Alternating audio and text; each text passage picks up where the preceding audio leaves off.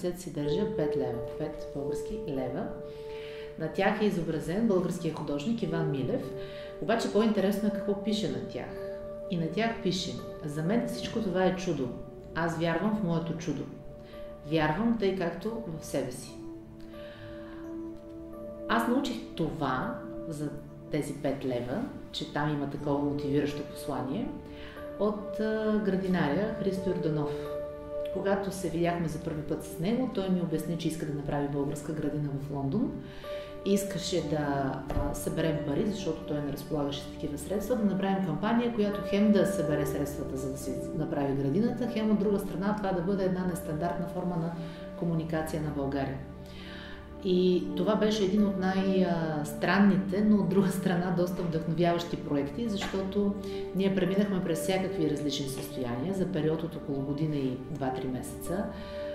Минахме през пълното отчаяние до абсолютната еуфория, до драматични ситуации с хора, които искаха да даряват не само пари, но и различни неща в натура, до хора, които искаха да даряват наистина само един СМС, например, от 1 лев, до такива, които ни дадоха и доста по-големи суми.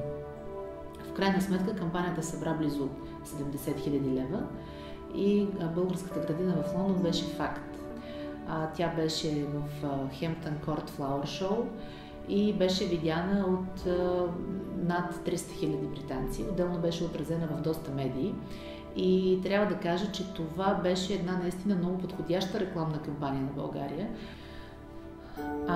Друга история, която е по-актуална от последните дни, това са дарителските кампании, свързани с бежанците, защото отново смятам, че макар че България влезе в международния обем повече с темите за ксенофобия, за лошо отношение, мизерия и така нататък, всъщност аз видях другата България, от обратната страна на нещата. Аз видях колко много хора се самоорганизираха и решиха да бъдат дарители, да бъдат доброволци. Включително имаше хора, които бяха доброволци на връх Нова година. Тези хора бяха там, на място, на терен, работиха, дадоха от себе си.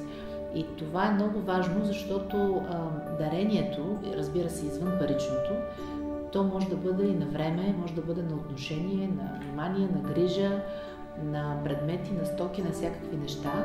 И всъщност точно кампаниите с бежанците повдигнаха и в голяма степен моят дух за това, че в България има страшно много добри хора, които са готови да правят неща за другиго, без да се интересуват от това какво точно ще се случи, в смисъл дали това ще им се върне на тях, те самите какво ще получат или така нататък. Не, абсолютно безусловно, просто има нужда и се отговаря на тази нужда.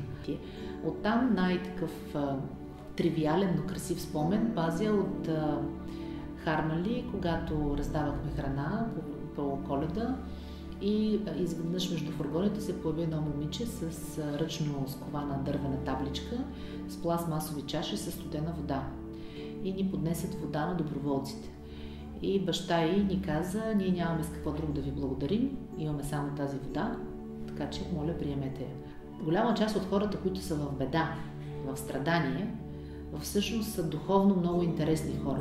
Това са хора, от които наистина може да се получиш, защото много хора, които имат базовите условия за живот, най-общо казано, имат покрив над главата си, имат работа, имат семейство и така нататък, доста често приемат за даденост една голяма част от тези неща и същевременно изпадат до някъде в една такава известна житейска летаргия или пък в самозаблуда, че те са постигнали големия успех.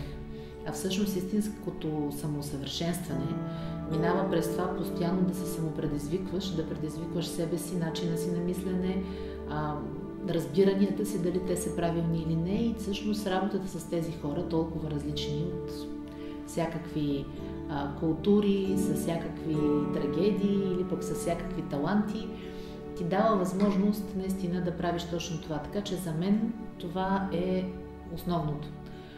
Любов към хората, самоусъвършенстване и вдъхновение. Това получавам аз от дарителството. Избери кауза, станидарител.com